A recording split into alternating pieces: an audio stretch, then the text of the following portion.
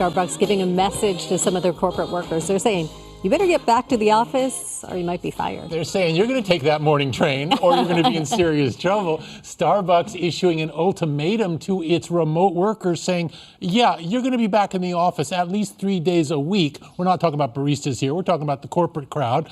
And according to a memo seen by Bloomberg, there's some teeth to this. Starbucks is also telling its workers, if you're not back in the office 3 days a week, you could be fired. Now, to be sure, Starbucks isn't alone in this. There's a lot of big employers in corporate America right now that want to see people filling cubicles again. Dell Technologies is one of them. Most of Wall Street is insisting that their folks return to work. So this is going around. And in fact, Fortune is reporting that this is a blessing in disguise for a number of large employers who would like to see their payrolls reduced a little bit. Well, remote workers who don't want to come back to work are saying adios, and it turns out some employers are saying, yeah, that's not a big problem. The issue that I'm having with this, though, related to Starbucks, is the fact that it's not quite an even playing field when we talk about the rank and file crowd versus the boss. Now, in this case, we're talking about the new CEO, Brian Niccol, and he lives right down here in Newport Beach. But every day he commutes to the Seattle headquarters via a luxury corporate jet. That's a 1,000-mile commute. Okay, life's good if you can be the CEO, but this is another example of a company that's more than happy to accommodate the living needs of its boss. But when it comes to the subordinates, forget about it. They have to make their own way in the world. And this just raises questions about leading by example. Another issue that comes up that's right along these same lines is the fact that every CEO of an S&P 500 company, when they retire, can look forward to a fat pension to get them through the hardship of their later years, even though they've been pulling down millions of dollars every year on the job. But there isn't a single subordinate below those people pulling down pensions. And that's another example of not leading by example. And I'm a firm believer in that. If you want to be a good leader, you set the tone, you set the example, you show others what a good worker is. These guys aren't doing that. He's literally going to work every day. He is. But on the other hand, he's in a corporate jet.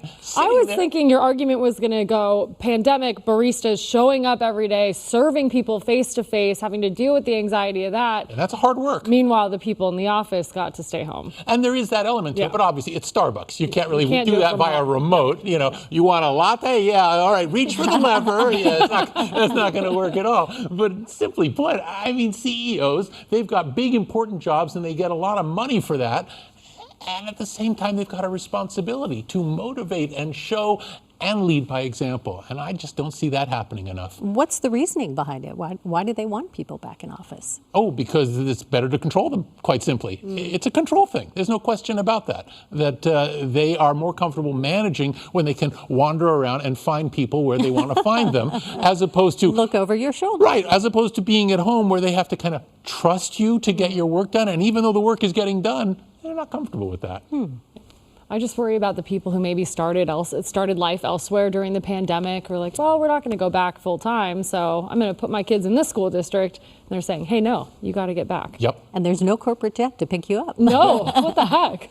Okay, you mentioned this in the tease, maybe predicting politics for money. Is this a good idea? And who's doing this? It's wagering on politics, not to put too fine a point on it. And who's doing this is pretty much every online trading platform out there. Robinhood this week, an online brokerage, became the latest to offer trading on the presidential election. And they join a crowded field to do this. Now, make no mistake, the authorities out there who oversee the financial world aren't happy about this. The Commodity Futures Trading Commission, which regulates these entities, it wanted to stop this. It doesn't think this is a good idea, but courts have given a green light to the online trading. So even though the regulators are appealing that, you still got a number of trading platforms that are jumping into this.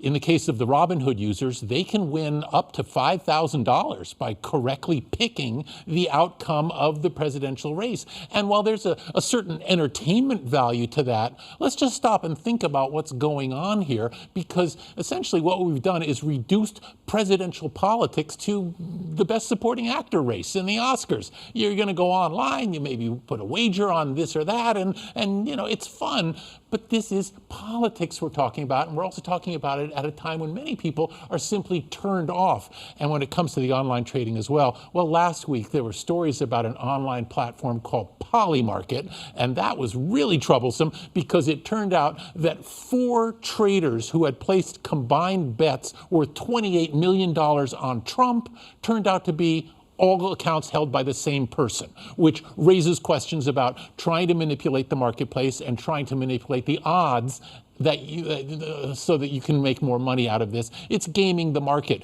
That's not a good thing. It's bad in Vegas. It's bad in Washington, it turns out. So my point here is simply, I understand that it's fun to gamble. Look at the World Series. Look at the Super Bowl. People like to put a little money on the line. However, we're at a time when many people view politics as a rigged system. Maybe we want to reintroduce a sense of, a somber responsibility in exercising democratic prerogatives. And I mean democratic with a small d there. That's important. And at a time when so many people are turned off, maybe we don't want to treat politics like a slot machine. Just a thought. But it's already happening. I know it is, but this is something that I think if our goal is to try to make our political system more dignified, Yes. this is one place to start. Because gambling on politics is simply not a very dignified way to do this. Obviously, there's a lot of ways that we can improve our political system.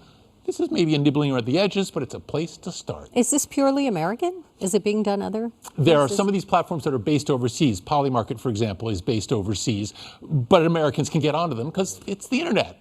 So, geography doesn't really matter anymore when it comes to this kind of thing. And that's the same way you see so much online sports betting now. Because if you want to play poker, you can play poker.